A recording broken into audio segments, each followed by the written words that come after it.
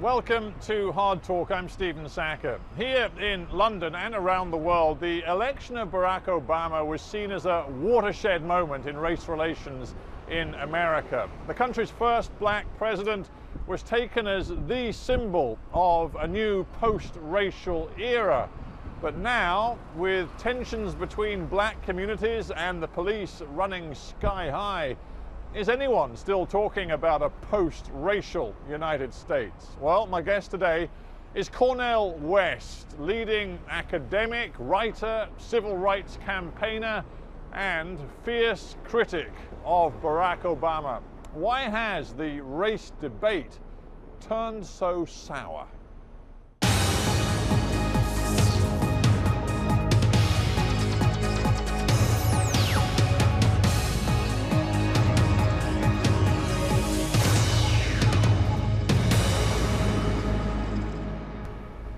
Cornel West, welcome to Hard Talk.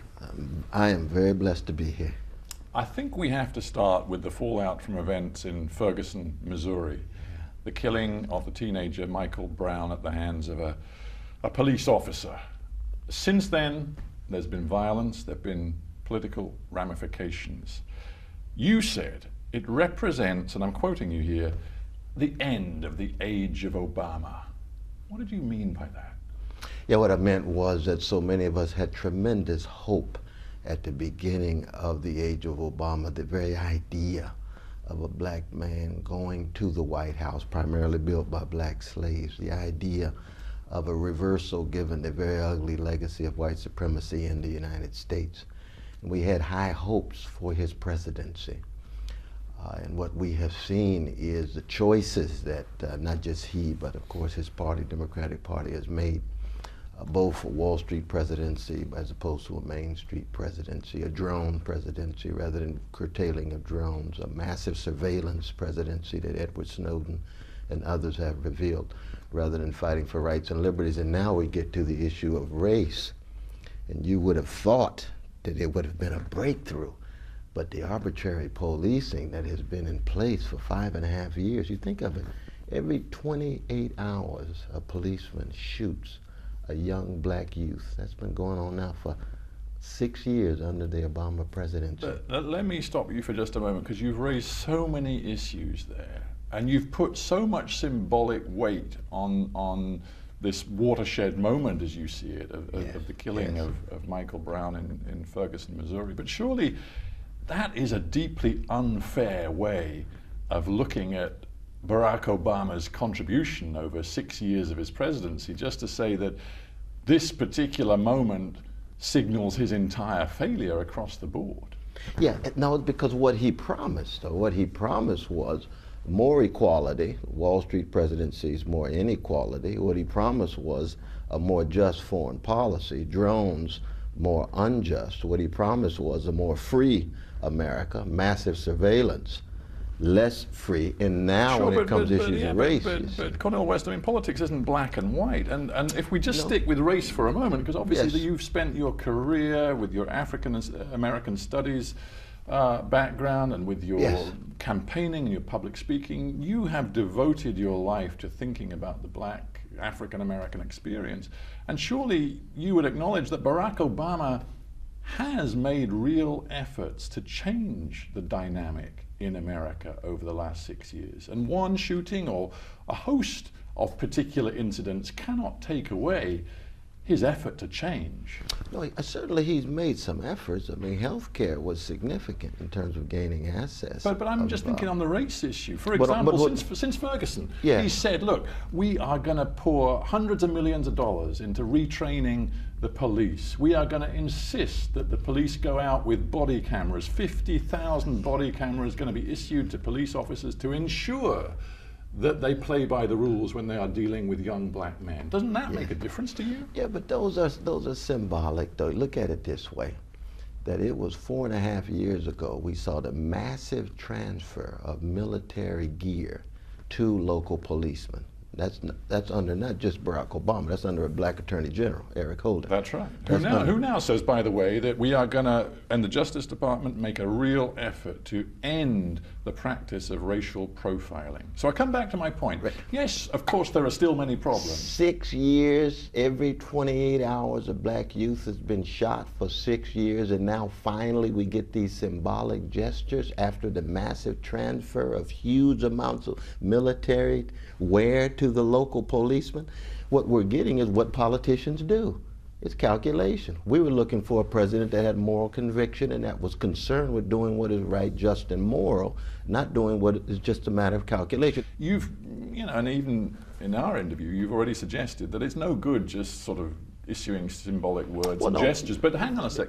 Is there not something about having a black president in the White House for the last 6 years, which has been symbolically important, and that some of the words he uses, for example, the now famous phrase he used after the killing of the teenager Trayvon Martin in Florida in 2012, yes. When Obama went before the public on the TV cameras and he said this about Trayvon Martin. He said, if I had a son, he would look just like Trayvon. And when I think about this boy, I think about my own kids.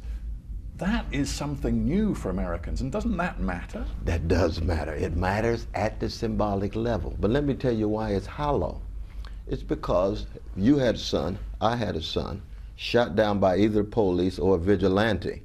The response to that shooting would not be, we must accept the decision, we are a nation of laws. If a father responds in that way to the death of his son, something is wrong. So the words may come out saying, well, if I had a son, it would look like Trayvon Martin. But when Trayvon was shot, what did he say? He said, we are a nation of laws, we must follow through with the trial and accept the trial. Well, see, fathers don't talk that way. Yeah, but hang on, fathers he's a don't talk that president. way. Presidents cannot recommend the breaking of the law. But you can't use the language of a father and then the next minute act like you're president and represent a unjust rule of law. It's an unjust rule of law. The killing of Michael Brown was unjust, immoral, and wrong. He can't say that. He can't take a stand. Let's think about the structural issues facing the criminal justice system. And they're very deep. They're very deep. Well, and you've gone so deep into this in terms of the statistics, and you can point out, as many others have, that a black man is 21 times more likely, it seems right now, to be shot by the police than a white man if you dig down into the stats. Look at the prison system. I think 1/3 of the entire prison population in the United States is black, despite the fact that African Americans represent only, 12% of the population. Right. So something is going on there. And the intake, 12% white, 12% black, engaged in drug intake, 65% of convictions are black in America. That's a deeply racist criminal justice system. So when you say that it's a deeply racist system, what is your prescription for change? Well, one is you got to call into question the war on drugs. You have to make sure, in fact, that it's not just a war on poor people, that we have to come up with ways in which we will deal with soft drug offensive. I've taught in prison for 37 years now. 2/3 of the folk in my class, 150 brothers every Friday night, 2/3 are in there for soft drugs. Now, if it's soft drugs and 65% of convictions are black and 12% of black and white intake, then we have to bring to an end this war on drugs, which is a war on poor folk. But secondly, you also have to have a fair rule of law. And we're right back to the Obama administration. Crimes committed on Wall Street, market manipulation, insider trading, fraudulent activities. How many Wall Street executives went to jail? Zero. Zero. Which means what? You don't really have a rule of law. You have an unjust rule of law as it relates to punitive treatment of poor, and the well-to-do get off scot-free. Torturers, scot-free. Wiretappers, scot-free. So that it's very clear that we have to have a fair rule of law, and I'm not against police, I'm not against rule of law, I just want to make it fair, I want to make it just, that's all. I tell you, I read something recently that interested me a lot. I wonder what your take is on this. There's Ellis Coase, he wrote a book called The End of Anger, and a new generation take on race and rage, he called it. Right. And his take on this is that the civil rights traditions of the 50s and the 60s, the demand for changes in the law and a demand to the overt segregation, that mindset doesn't really work in the present day in the United States, because it's not so much a question of changing the laws, it's a question of changing people's mindsets, attitudes, particularly towards young black men, who he says in the media, in the entertainment business, are routinely demonized. So if it's not a question of changing laws, but changing people's hearts and minds, attitudes, how do you do that? Well, I mean, that's a wonderful question. I mean, I'm here actually for the 50th anniversary of Malcolm X's Oxford Union debate, and he talked very explicitly about not just changing the laws, but one, executing the laws and changing hearts. And you need both. But I'll give you an example. Take, for example, a number of police who end up shooting these young kids in the back. How many of them are going to jail? 0. If the law in place, execute the law, send some policemen to jail when they kill young people, but you will get a change in behavior. You're prejudging what the law would say. If, for example, the grand jury in Ferguson, Missouri, they looked at the evidence involving the particular young police officer who shot Michael Brown, and they weighed the evidence and they concluded that there was no case to answer. No cross-examination whatsoever. That's not part of the legal process in the United States. Legal process in the United States includes the exposure to both views. That was not the case under Robert McCullough.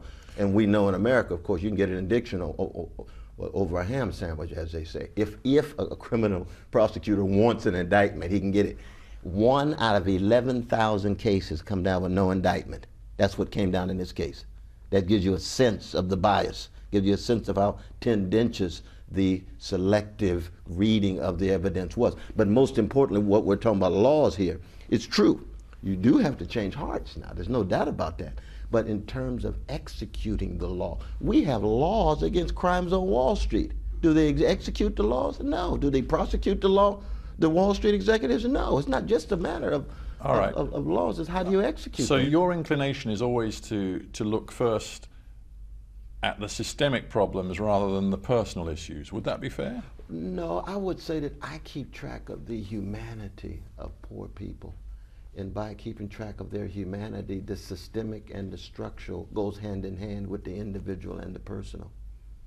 But the problem with my conservative brothers and sisters, they're not really obsessed with the humanity of poor people. They're much more interested in viewing poor people as statistics who can then be used to trivialize their suffering. So I refuse that. I just wonder whether actually, despite the fact, you know, with your long academic record and your public speaking and your campaigning, a lot of your focus is on race issues in America. Well, it's class and race. Well, I was going to say, maybe the key to your critique of America is actually about class and about economics and about the distribution of economic power. It's not really about race at all.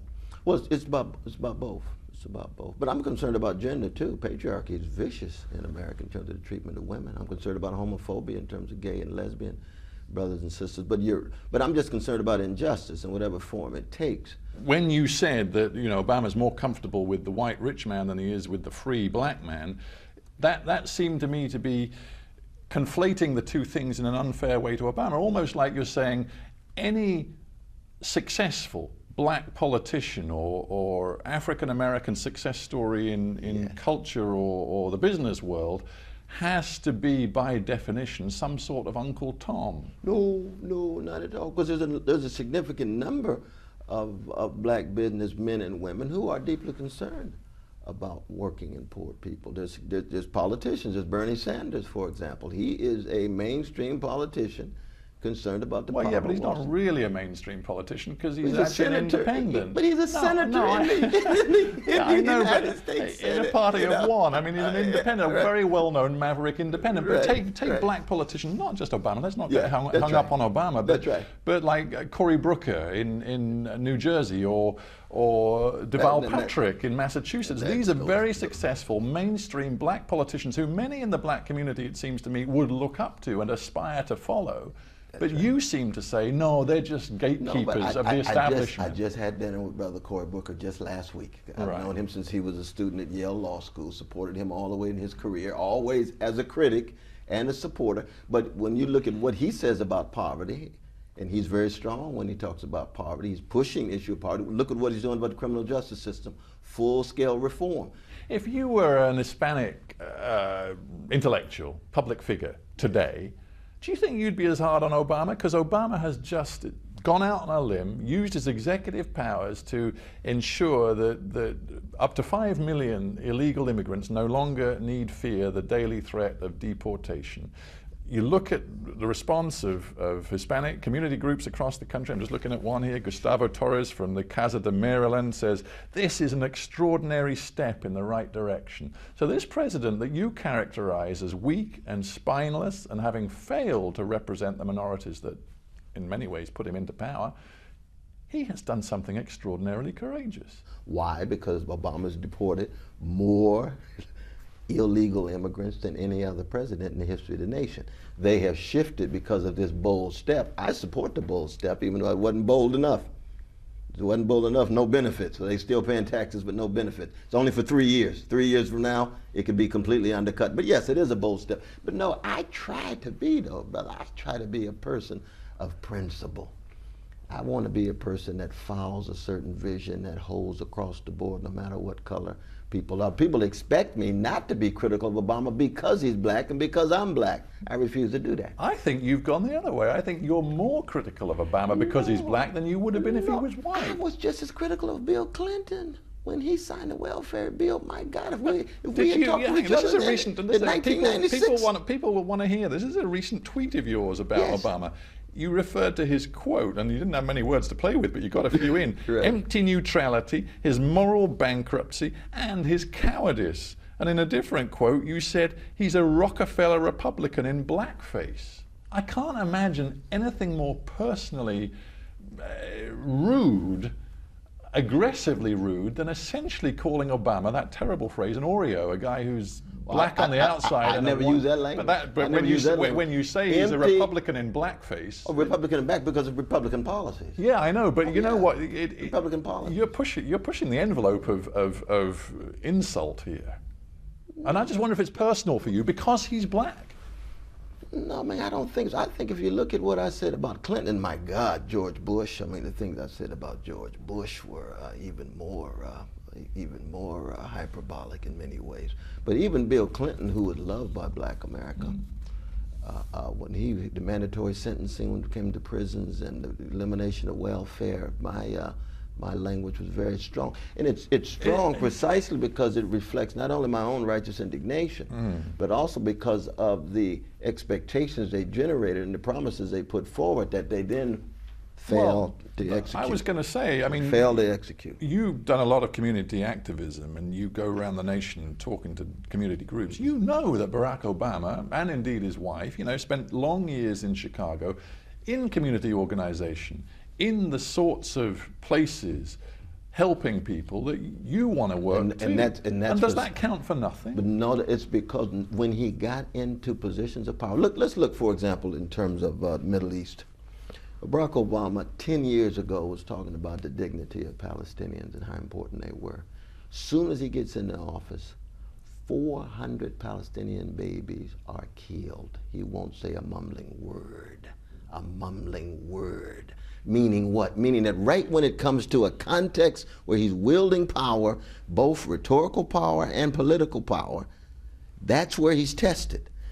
10 years ago, he was talking about the dignity of Palestinians, how wrong the occupation was. No, he got in a position and will not be honest about either what he believes or what he once believed and no longer believes in terms of how wrong occupation is and how wrong the killing of innocent babies actually. I just wonder whether you've left a lot of your own African American community behind in the strength of your condemnation of Obama, because I'm interested in these words of a young black writer called David Dennis. He's the creative director of a website called The Smoking Section. He says this about you, and I want you to respond to it. He says, Cornel West has become a hater. When I was in college, I wanted to grow up to emulate Cornel West. He influenced millions of young black Americans, but now I feel sad at the way he's let pettiness and his pride overshadow his desire to effect real change. Well, I'm so glad he doesn't speak on behalf of large numbers of young people. If you go to the young leaders of Ferguson right now, you ask Ashley Yates, you ask Tefpo, you ask Alexis Templeton, you ask Tori Russell, and so many of those right there in the heat of struggle, they call me uncle. Why? Because I was there with him, arrested with him. Why? Because they know I am a hater. I hate injustice. I don't hate people.